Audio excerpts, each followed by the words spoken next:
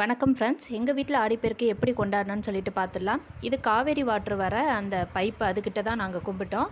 So அந்த இடத்தெல்லாம் கழுவிட்டு கோலம் போட்டுட்டு பைப்புக்கு மேலே மஞ்சள் தடவி இது மாதிரி குங்குமம் பொட்டு எல்லாமே வச்சுட்டேன். அதுக்கு கீழே மஞ்சள் பிள்ளையார் பிடிச்சி வச்சுட்டு அதுக்கு முன்னாடி பார்த்திங்கன்னா இலையை விரித்து நம்ம வீட்டில் இருக்கிற அந்த பழங்கள் எல்லாம் வச்சாச்சு.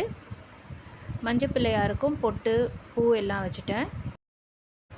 நான் காலையில் 7 மணிக்கெல்லாம் சாமி கும்பிட்டாச்சு. ஏன்னா என் ஹஸ்பண்ட் வந்து 7:30க்கு டியூட்டிக்கு போவாங்க. ஸோ அந்த பைப்புக்கும் பார்த்திங்கன்னா பூ வச்சுட்டேன்.